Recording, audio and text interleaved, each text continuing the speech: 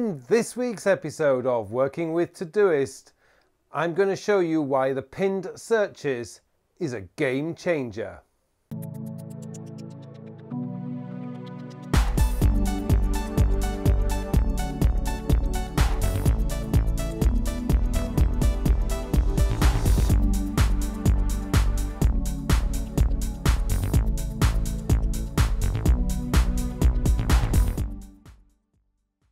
Hello and welcome to episode 154 of my Working with Todoist series. My name is Carl Pauline, and in this week's episode I want to show you how I am using the new pinned favorites feature in Todoist. Now, I covered this a few weeks ago when I went through the new features in Todoist. Pinned favorites is one of those, but I didn't go into too much detail about how I was using it. And a viewer this week asked me if I could go into detail about how I am using the pinned favorites and how it's actually affecting my overall productivity throughout the day. Before I go into that though, I do want to explain about this.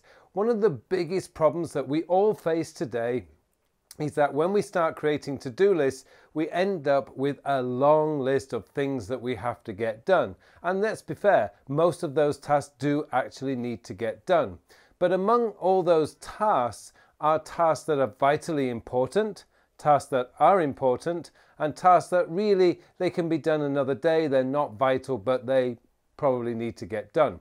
And the problem we have is just being able to filter through all those tasks each day is taking up more and more and more time.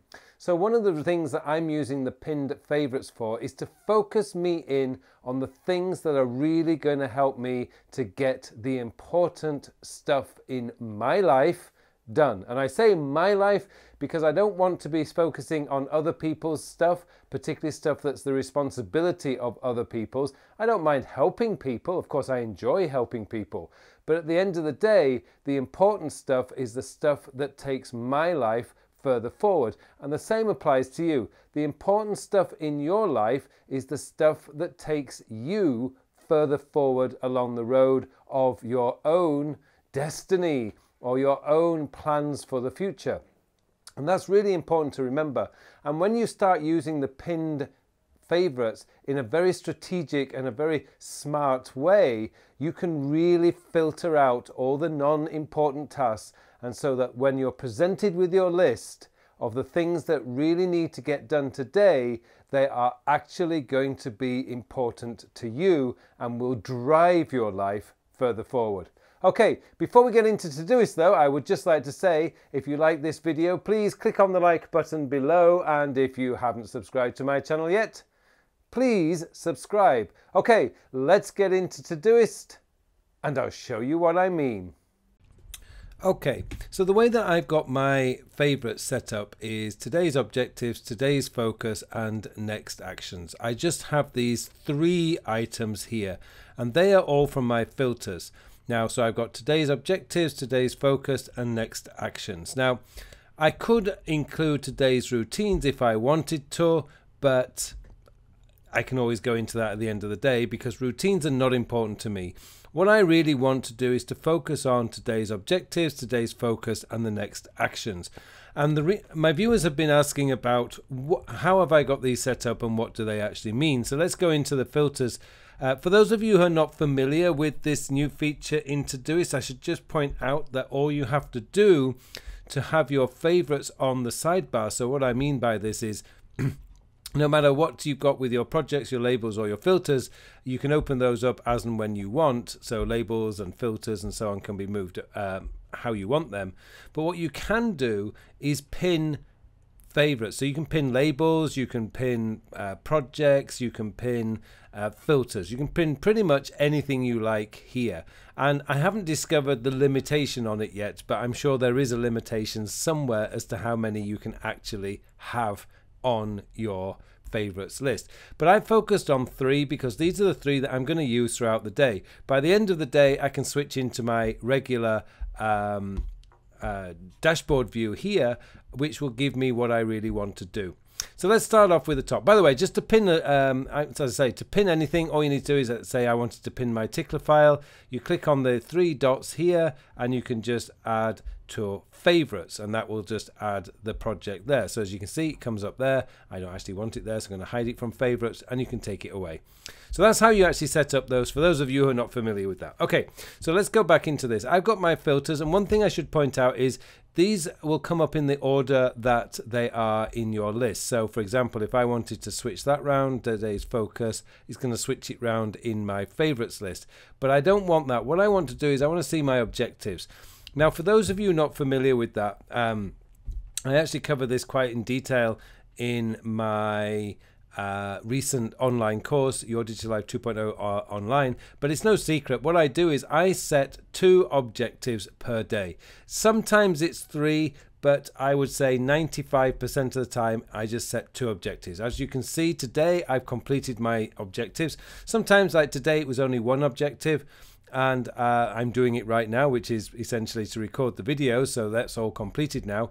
But what I do, the filter is quite simple. Today's objectives is the title, and I'm using the exclamation marks either side in order to bold it, and it's today and P1. Now the reason I'm using P1 is because flagging is the simplest way to add things to this list. But you do need to be very careful. If it's so simple, you'll start adding P1 flags, which is the red flag, to everything, and then you'll end up with so many things in your today's objectives, you will become immune to the power. You'll just become numb to it, and it won't have that same effect.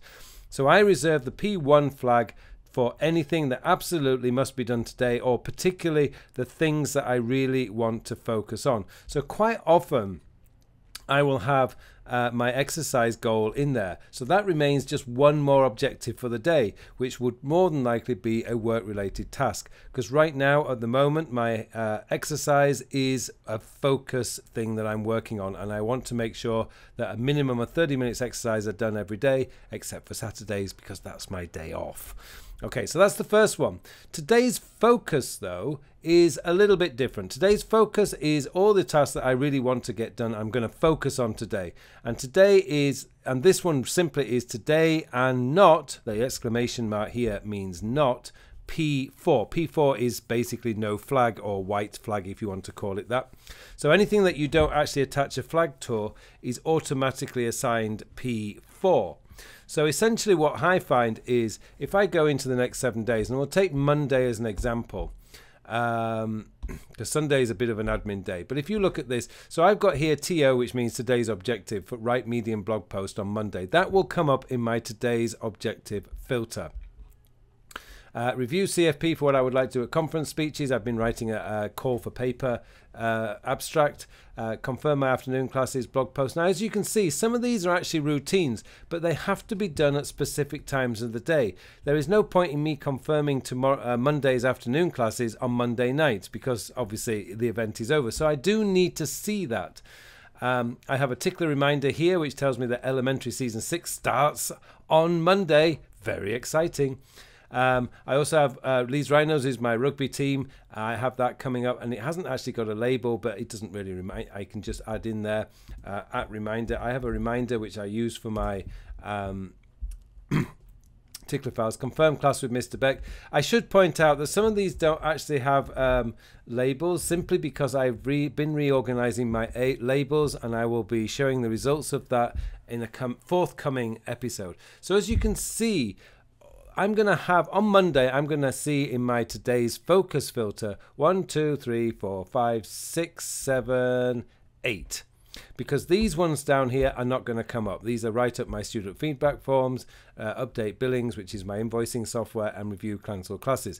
These are just routine tasks that can be done at any time, but essentially I'd like to do those in the evening, and I don't need to see them during the day when I'm focused on my work. So today's focus today only has clean back of my TV, because it gets very dusty behind there, and Mathis is the name of my desktop computer, and I often forget to clean the back of that too. So that's what I use my today's focus for, and it keeps me focused. And the beauty of this particular filter is it never usually has more than 10 tasks in there. So as I mentioned in last week's episode, that filter is my start page on my mobile phone and my iPad, because during the day, those are the only tasks I really want to be doing. I don't need to see anything else. So the list is not overwhelming. And that's the problem that we have. If we don't actually, if I do it this way and I just, if I go into my work project, we can end up with lists like this, just hundreds and hundreds and hundreds of tasks. Actually, I don't have hundreds and hundreds of tasks. But we end up with lists that are just too long and we just become numb to it. What you want to be doing is really focusing out the things that are important to you on a specific day. And it's part of the golden 10 is just to make sure that you've got the right tags, the right flags on the task for the next day, and you're only doing the next day. It will keep you focused on what's important. And then the final one I have is my next actions, and my next actions is all the tasks that are the very next actions on each project that I'm working on. And that's really good, because if I've had a super productive day and I've got lots of tasks done, the way that my day would work, the first time I sit down at my computer or maybe look at my phone in the morning, I'm going to look at my today's objectives, see what I have to do in terms of just to remind me of what I want to achieve today. Then I will switch to my today's focus, and this is where I'm going to be working from throughout the day.